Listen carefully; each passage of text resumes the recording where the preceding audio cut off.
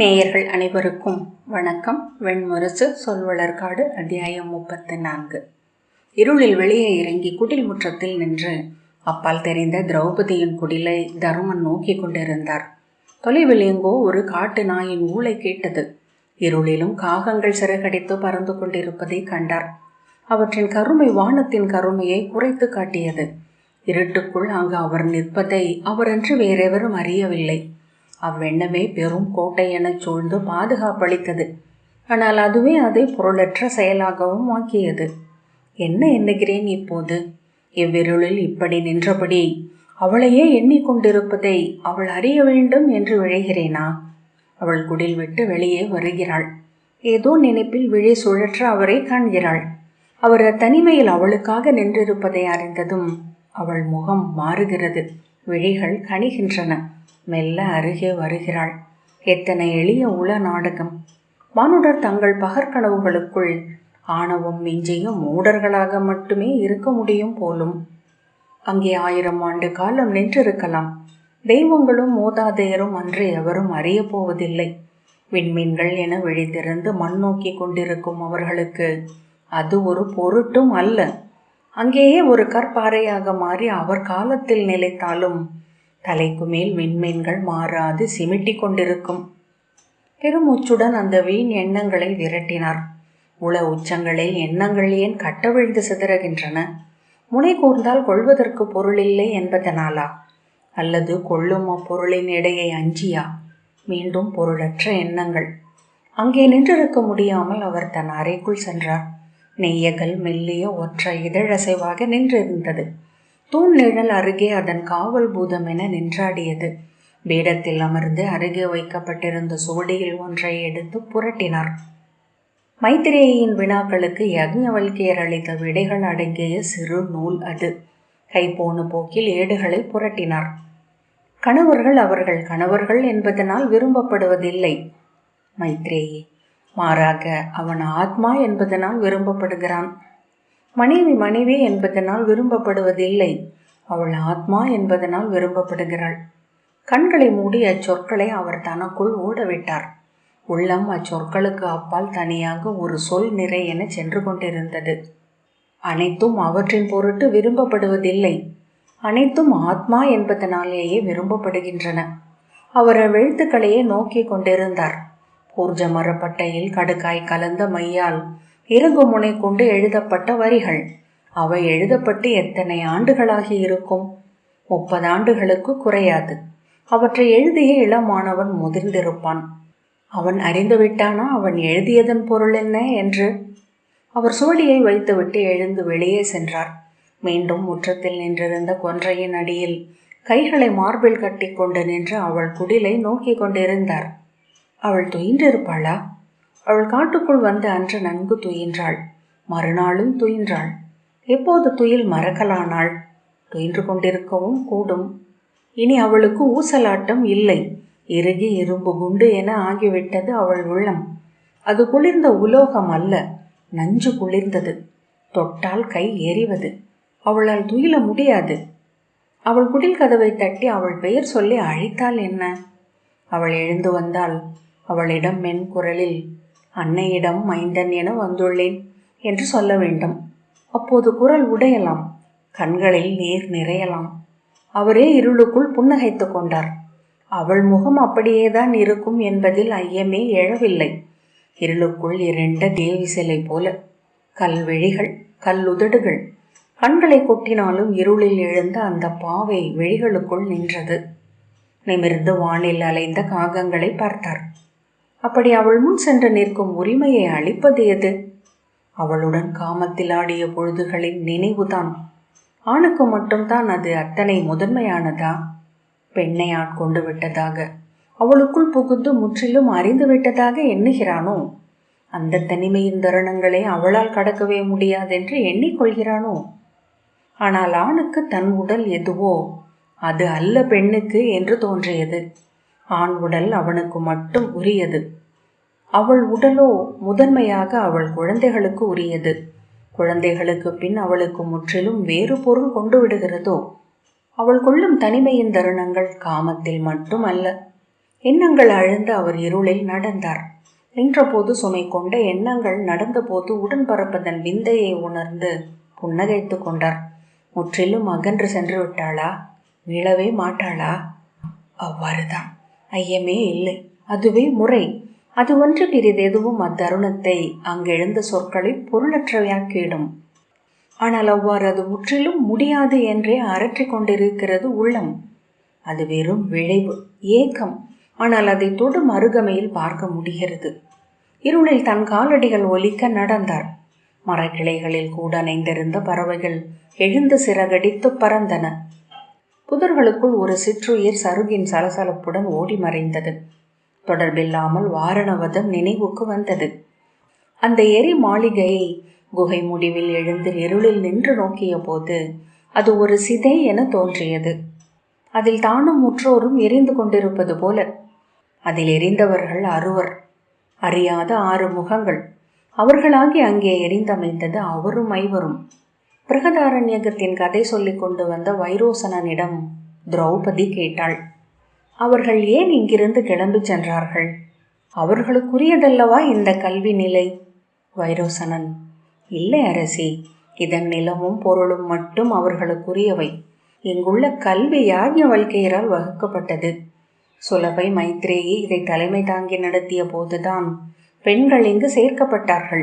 பெண்களுக்கு வேதம் கற்கவும் வேள்விகளில் அமரவும் இணையுரிமை அளிக்கப்பட்டது என்றான். யாக்ஞவல்கியரின் காலத்திலேயே இங்கு வேதாங்கங்களும் உபவேதங்களும் முழுமையாக கற்பிக்கப்பட்டன. மைத்ரேயி தேவி இங்கு இயற்கலைகள் அனைத்தும் கற்பிக்கப்பட ஆணையிட்டார். வேள்வியை பெரும் களியாட்டமாக ஆக்கியதும் அவர்தான். ஆனால் ஒரு நாள் அனைத்தையும் விட்டுவிட்டு அவர்கள் இங்கிருந்து கார்கையின் கல்வி நிலையை சென்றடைந்தனர்.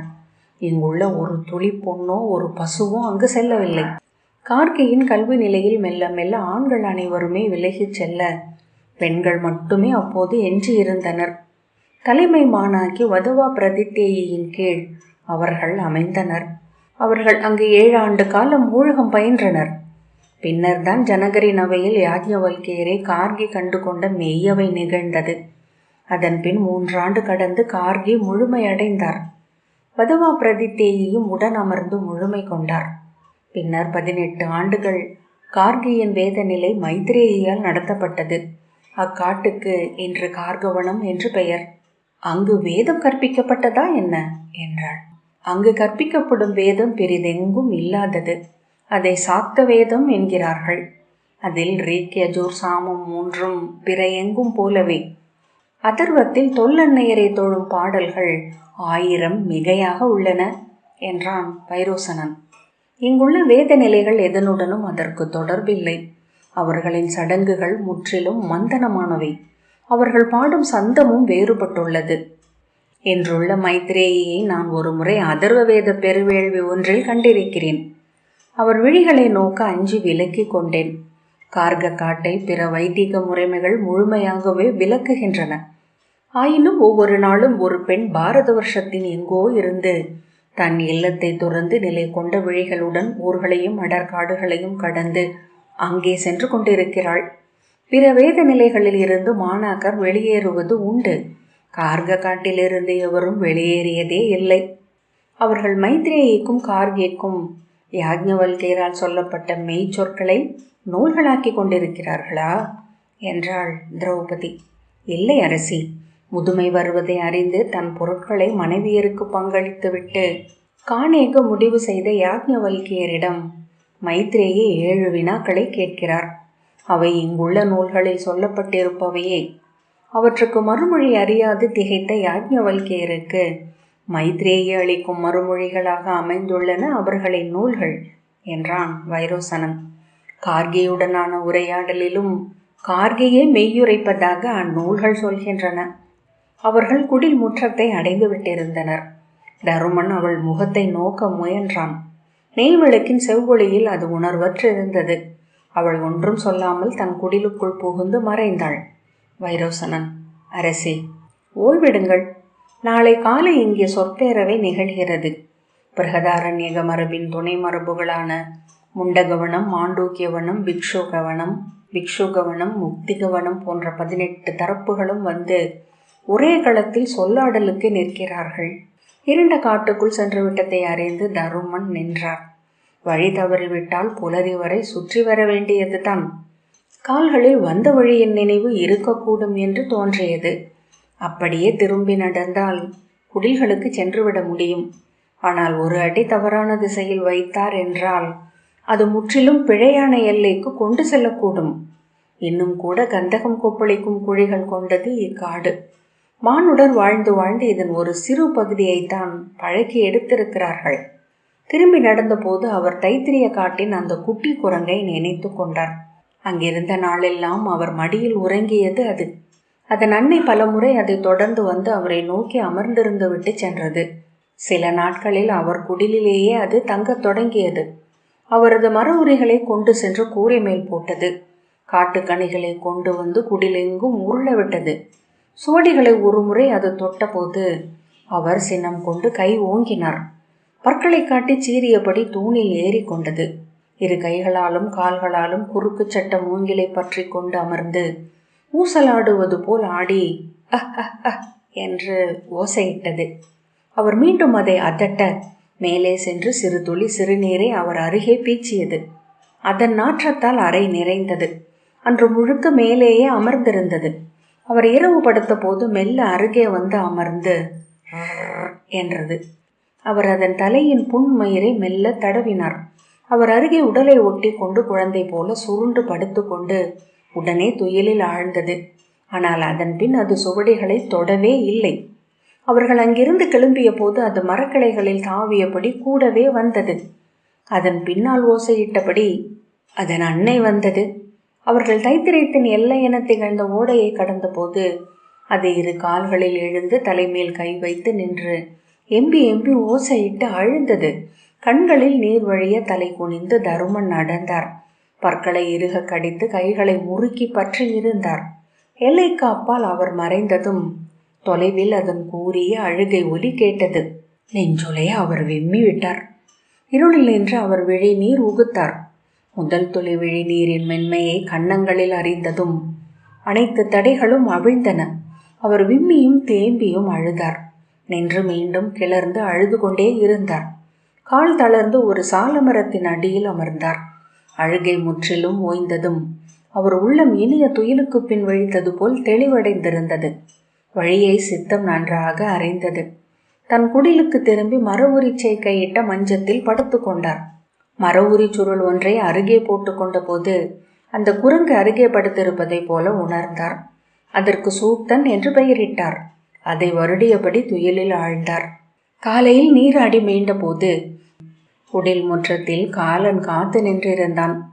அவர் அவளை நோக்கி வணக்கங்களை ஏற்ற பின் தன் குடிலுக்குள் சென்று ஈர ஆடைகளை மாற்றிக்கொண்டார். வெளியே வந்தபோதும் அவன் அங்கேயே மரத்தடியில் நின்றிருந்தான். சுருக்கமாகச் சொல், நான் எரிசெயலுக்கு சென்றாக வேண்டும் என்றார் தருமன். காலன் விதுரரை அறியாமல் அவருடன் அஸ்தினபுரிக்கு சென்றிருந்தான். அவர்கள் செல்லும் பாதையில் அவர்களுக்கு சற்று முன்பென அவன் சென்றான். அமைச்சர் நலமாக சென்று சேர்ந்தார் என்றான் காலன். அவர் தன் வருகையை முன்னரே ஓலையினூடாக அறிவித்திருந்தார். எனவே காட்டெல்லை கடந்ததுமே அவருக்கு அரச வரவேற்பு முறைமைகள் கிடைக்க தொடங்கிவிட்டன. தருமன் அதில் இடக்கு இருக்கிறதா என அகத்தால் தேடினார். ஆனால் பேரரசிக்கு அவருக்கு ஏதாவது ஆகக்கூடும் என்ற ஐயம் இருந்தது. தருமன் புருவம் சுருக்கி, எவரிடமிருந்து என்றார். அஸ்தினபுரியின் அரசரிடமிருந்தும் தம்பியரிடமிருந்தும் தான். விதுரர் பாண்டவர் பக்கம் உளம் சாய்ந்தவர் என அவர்கள் எண்ணுகிறார்கள் என்பதில் ஐயமில்லை. அதனால் அவரை அவர்கள் கொல்வார்களா? துரியோதனனே என்னவென்று எண்ணினார் அன்னை. அவன் புவியாள பிறந்த சக்கரவர்த்தி என்றார் தருமன். ஆனால் அவருக்கு பிடிக்கும் என ஏதாவது அமைச்சனோ ஒற்றனோ எல்லை மீறலாம் அல்லவா? வழிகள் முழுக்க காக்கப்பட வேண்டும் என்பது அன்னையின் ஆணை. ஆகவே நான் முழுமையான விழிகளும் கண்களுமாக கடந்து சென்றேன் என்றான் காலன். தருமன் பெருமூச்சுடன், சொல்க என்றார். அரசே, விதுரர் கிளம்பிய நாள் முதல் பேரரசர் உடல் நலம் குன்றி படுத்து விட்டார். உணவு உண்பது குறைந்து அவர் உடல் மெலிந்து எலும்பும் தோலும் என ஆகியது. இசையோ மைந்தர்களோ அவரை மகிழ்விக்க முடியவில்லை. உயிர் துறக்க முடிவு செய்தவர் போல் இருந்தார். யூத்சுவும் சஞ்சயனும் மட்டுமே அவருடன் இரவும் பகலென எப்போதும் இருந்தனர். அவர்களால் தான் அவர் உயிர் வாழ்ந்தார். ஒரு நாள் கூட பேரரசரின் மைந்தர்கள் வந்து அவரை பார்க்கவில்லை. அரசர், அவர் இறந்த செய்தி உண்டென்றால் எனக்கு சொல், பிறிதேதும் எனக்கு தேவையில்லை என்று சொல்லிவிட்டதாக சொல்கிறார்கள். யூத்சு மதிநுட்பம் மிகுந்தவர். விதுரர் குறித்த செய்தி மட்டுமே பேரரசரை மீளச் செய்யும் என்றுணர்ந்து ஒற்றர்களை வரவழைத்து விதுரர் குறித்த தகவல் வந்துவிட்டது என்று சொல்லி அவருக்கு நம்பிக்கையூட்டி உணவுண்ணச் செய்வார். நாளுக்கு 30 முறை அதை கேட்டுக்கொண்டே இருப்பார். வருகிறார் என்று சொல்லிக்கொண்டே இருப்பார்கள். அந்நிலை சில நாட்கள் நீடிக்கும். மீண்டும் பேரரசர் உணவை மறுக்கத் தொடங்குவார். சில நாட்கள் கழித்து மீண்டும் ஒரு பொய் செய்தி அவருக்கு கிடைக்கச் செய்யப்படும். அவரை அவ்வாறு உயிர் தக்க செய்தனர் அவ்விளையோர். ஆனால் உண்மையிலேயே விதுரர் வருகிறார் என்னும் செய்தி வந்தபோது அதை பேரரசரிடம் சொல்லி நம்ப வைக்க முடியவில்லை. அவர் பல நாட்களாக உடல் நலிந்து மஞ்சத்திலேயே படுத்திருந்தார். நினைவு எப்போதாவது திரும்பி அலைப்பாய்ந்து மீண்டும் சுஷுப்தியில் மூழ்கி கொண்டிருந்தது. ஒரு நாள் இரவு உச்ச குரலில் அலறியபடி எழுந்தமர்ந்து, இளையோனே இளையோனே என்று கூவியிருக்கிறார். கைகளால் அரண்மனை தூண்களை அறைந்தபடி அங்கும் இங்கும் முட்டி மோதி இருக்கிறார். அருகணைந்து அவரை அமரச் செய்த போது அவர் விதுரர் இறந்து விட்டதாக கனவு கண்டது தெரிய வந்தது. அரசே, இங்கு விதுரர் நோயுற்று இறப்பை அணுகிய அந்த இரவு தான் அது. இங்கு நோய் மீண்டு விதுரர் எழுந்த நாளில் அவரது கனவில் அவர் வந்து புன்னகை புரிந்திருக்கிறார். அவர் மீண்டு வருகிறார் என்று களி கொண்டு கூவி ஆர்ப்பரித்திருக்கிறார். ஆனால் உடனே நம்பிக்கை இழந்து அது விண்ணில் இருக்கும் இளையோனின் குரல் என எண்ணத் தொடங்கிவிட்டார். அவர் உண்மையில் வரும் செய்தியை சொன்ன போது யூத்சுவை அறைந்து, விலகிச் செல் மூடா, உன் சொற்களை நம்ப நான் சிறுமைந்தன் அல்ல என்று கூவினார். மீண்டும் மீண்டும் நினைவு தவறி கொண்டிருந்தது. அரை துயிலில் இளையோனே என்ற சொல்லன்றி எதுவும் அவர் நாவில் எழவில்லை. விதுரர் கோட்டை முகப்பை அடைவது வரை அவரிடம் அரசர் நோயுற்ற செய்தி சொல்லப்படவே இல்லை என்று காலன் தொடர்ந்தான். சொல்லப்பட்டதும் அவர் தேரில் அமர்ந்து கண்ணீர் விட்டு அழுதார். விரைவு விரைவு என கூவிக்கொண்டே இருந்தார். பேரரசர் நோயில் இருப்பது நகரில் பரவியிருந்தமையால் விதுரரின் வரவை மக்கள் எதிர்பார்த்திருந்தனர். ஆனால் அவரை கண்டதும் வசைபாடத் தொடங்கினர். குலமகளிர் மாளிகை முகப்பில் நின்று அவரை கை சுட்டி பழிச்சொல் கூறினர். அவர் எதையும் கேட்கவில்லை. அரண்மனை முகப்பில் இறங்கி இடைநாழியில் ஏறி ஓடினார். இருமுறை கால் தவறி விழுந்தவரை கூடவே ஓடிய ஏவலர் பற்றி கொண்டனர். பேரரசரின் மஞ்சத்தரைக்குள் புகுந்து அவர் அருகே அமர்ந்து அவர் கால்களை பற்றி கொண்டார் விதுரர். அவர் பாதங்களில் தன் தலையை வைத்து ஓசையின்றி குலுங்கி அழுதார். பேரரசரும் அவர் குரலை கேட்டதுமே விழித்து கொண்டார். அவர் நெஞ்சு விம்மி கொண்டிருந்தது. தொண்டைக்குள் சிக்கிய ஒலி அங்கே நின்று பதைத்தது. அவர் கைகளை நீட்டி விதுரரின் தலையை தொட்டார். குழலை பற்றி இழுத்து தூக்கி, உணவு உண்டாயா? நெடுந்தொலைவு வந்திருப்பாய் என்றார். இல்லை என்றார் விதுரர்.